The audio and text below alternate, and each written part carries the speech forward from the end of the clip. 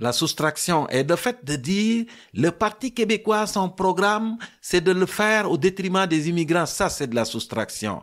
Certaines déclarations de Paul Saint-Pierre Plamondon sur l'immigration, c'est de la soustraction. Ce que Jean Boulet a dit aux élections passées, les immigrants qui viennent ici, qui travaillent pas, ça, c'est de la soustraction. Ah, Bouka, parce que là, le temps, il avance, puis je vais te parler d'un autre sujet, là. C'est un article que tu as écrit dans la presse, parce que tu écris dans la presse. Puis tu parlais justement de Gabriel Nadeau-Dubois, la sortie qu'il avait faite quand il parlait que, ben, dans le fond, il accusait Paul Saint-Pierre Plamondon de vouloir faire l'indépendance du Québec contre les immigrants. Puis, c'était trop gros.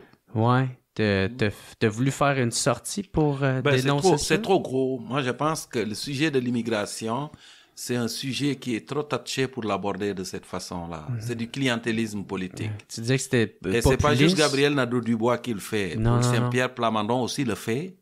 Le Parti libéral le fait. La CAQ le fait en abondance. C'est un sujet sensible. Un sujet qui n'est pas à l'abri de la critique. On ne peut pas dire c'est l'immigration, on ne peut pas critiquer ça ou dire ce qui marche pas. Mais quand on l'aborde, il faut l'aborder en se disant c'est des humains dont on parle. Mm-hmm. OK? C'est pas, on parle pas de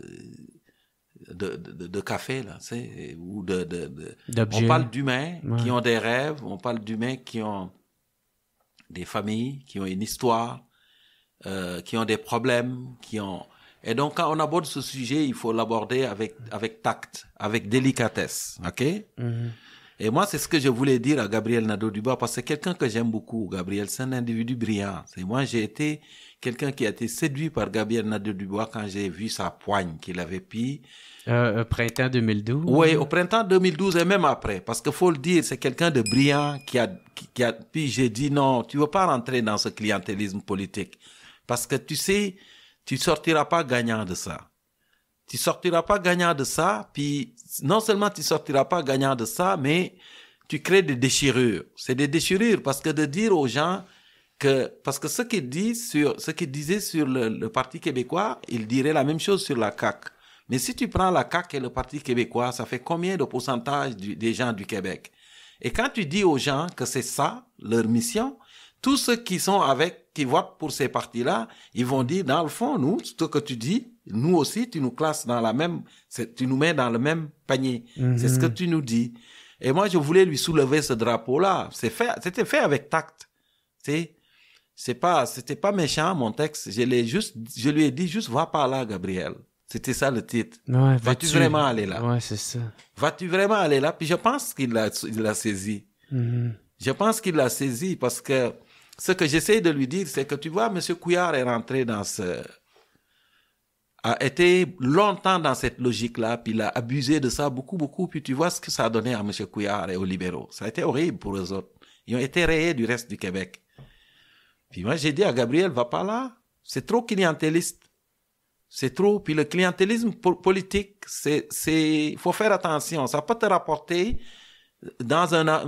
ça peut te rapporter des choses, rapidement, mais c'est comme la récompense, du striatum dont on parlait tantôt, mais c'est pas durable, c'est ça. Moi, je veux qu'on aborde l'immigration parce qu'il y a des enjeux reliés à l'immigration. Je suis moi-même un immigrant, mais tu sais, ce dont je suis le plus content, c'est de venir ici puis tu me parles du bug humain. Tu vois? Parce que c'est pas la chance qu'on a. Quand tu vas dans des émissions de télé, beaucoup d'émissions de télé, de radio. La radio, on peut moins, mais la télé, les gens ont tendance toujours à te ramener à ça. L'immigration, le noir. Le racisme, l'immigration, le noir. Tu dis, écoute, c'est juste parce que moi, là, excuse-moi, j'ai écrit 16 bouquins, tu vois. 16. J'ai animé des émissions, 11 années d'émissions de radio sur des sujets aussi diversifiés que tout ce que j'ai abordé avec toi aujourd'hui. Mm-hmm. Je suis content de l'avoir fait, parce que j'ai jamais fait ça. Avec personne, ce que je viens de faire avec toi. Ouais. Tu vois? Jamais fait ça. Non, j'ai abordé l'environnement dans certains, mais ce que j'ai fait avec le bug humain, avec toi, mm-hmm. c'est avec toi que je l'ai fait aujourd'hui. OK? J'ai fait des documentaires, plein de documentaires, mais quand tu vas souvent dans les médias, on te ramène tout le temps là-dedans. Ça, on te ramène là-dedans. Tu peux pas sortir de l'immigrant, le noir qui travaille dans la télé, le noir qui doit parler de racisme, le noir qui doit parler de discrimination, toutes des choses qui sont importantes, ok? Mais moi, j'ai comme juste des fois, là, envie de dire, et c'est ça que j'écris quand je parle de l'immigration, peux-tu chercher un terrain d'entente, là, puis construire un Québec métissé serré, c'est? Parce que c'est ça la réalité. Le Québec ne deviendra pas le Québec qui était dans les années 70, 80, 90, 91 quand je suis arrivé. C'est une réalité qui est changeante partout sur la planète. Et c'est pas juste au Québec, c'est partout. Et c'est des enjeux qui peuvent amener une certaine anxiété. Mais il faut passer par-dessus ça, puis dire comment on va faire pour additionner, au lieu de soustraire. C'est additionner. Quand je dis soustraire, c'est quand, maintenant, tu rencontres mes enfants qui sont nés ici, puis tu considères qu'ils sont pas d'ici. Parce que ça, c'est une réalité. T'sais. Puis quand les politiciens s'emparent de ces sujets, ils font juste couper, tranche. Qu'est-ce qui peut me rapporter quelque chose?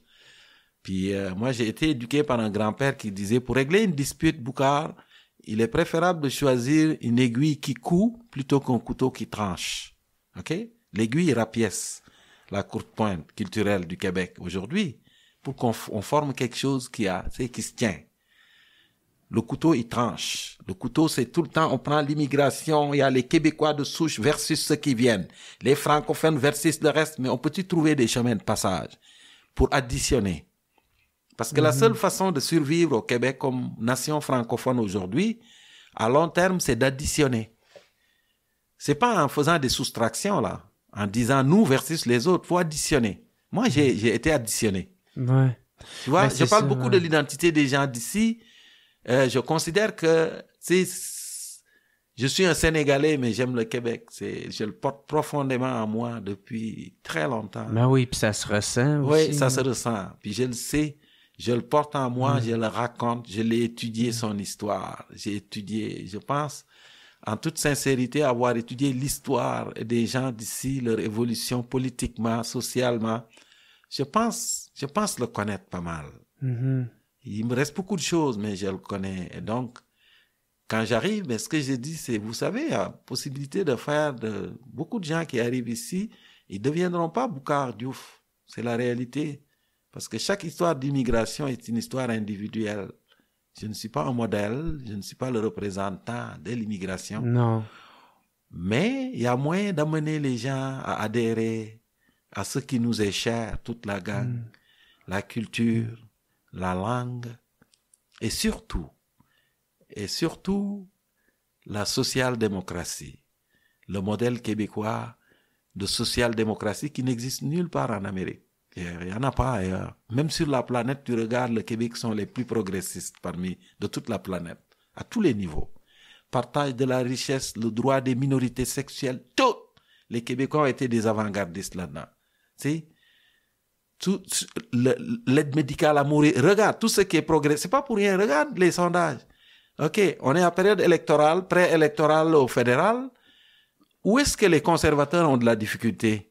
Partout, c'est la razzia dans le reste du Canada, sauf au Québec. Parce que les Québécois n'adhèrent pas à ça. Le Québécois, fondamentalement, est un individu progressiste. Il est au centre. Tu sais? Il est au centre ou à gauche. OK? Il plaide pour qu'on partage la richesse. Le nombre de programmes sociaux qu'il y a ici, le pourcentage de taxation des gens qui vivent ici est là pour nous témoigner du fait que le modèle de société qu'on a voulu construire ici est totalement différent du reste de l'Amérique et même du reste de la planète. Sauf que tu enlèves certains pays comme les pays scandinaves, tu vois.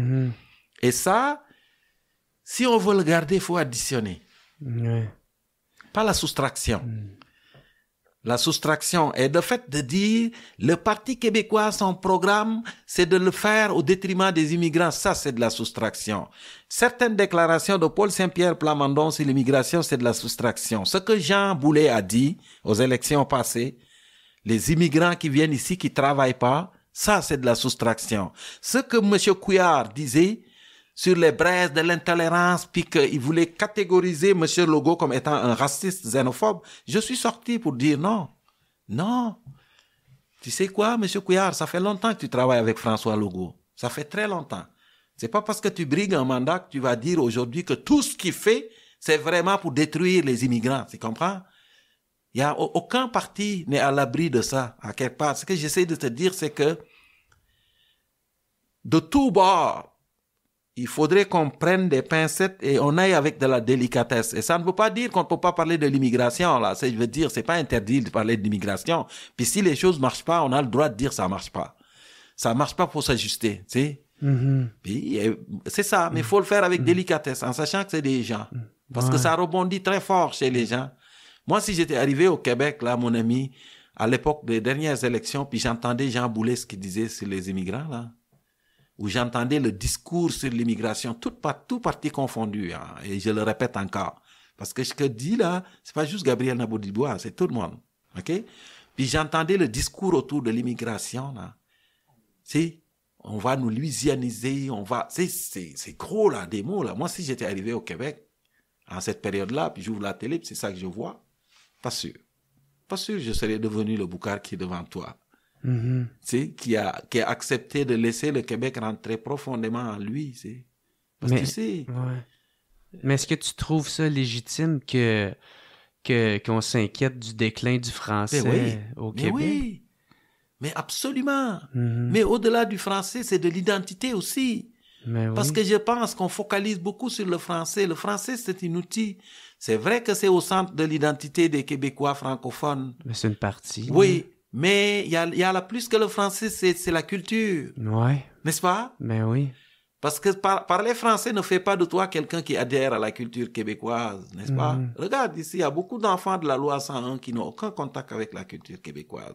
Tu es d'accord avec moi? Si tu leur demandes qui est Jeannette Bertrand, ils vont te dire, je sais pas. Jamais. Gilles Vigneault, ils vont te dire non. Michel Tremblay, non. Je sais pas. C'est qui? Ils vont te dire, tu sais. Et puis, il faut faire la même chose pour le théâtre, pour l'humour. Ils vont des chants, ils vont dire, je sais pas ce qu'ils vont des chants. La langue est un outil important. C'est le pilier central. Mais la culture, c'est comment les gens envisagent la vie collectivement. Comment ils regardent le futur et ils vivent le présent. Et ils s'inspirent du passé collectivement, tu sais. Puis ça prend plus que la langue pour adhérer à ça. Ça naît dans l'amour. Juste le clin d'œil. Moi, je suis arrivé à Rimouski en 91 et j'ai eu des amis qui venaient de la côte nord, du Témiscouata. J'ai des amis qui m'ont dit, Boucar, viens, je vais te montrer la ferme. Tu viens d'une famille d'éleveurs de zébus, tu sais, tu as été berger longtemps. Viens, je vais te montrer les vaches Holstein que mon père élève à Valbriand, dans la vallée de la Matapédia. Il y en a qui m'ont dit, Boucar, je vais t'amener à la cabane à sucre de mon grand-père, à Auclair, dans le Témiscouata.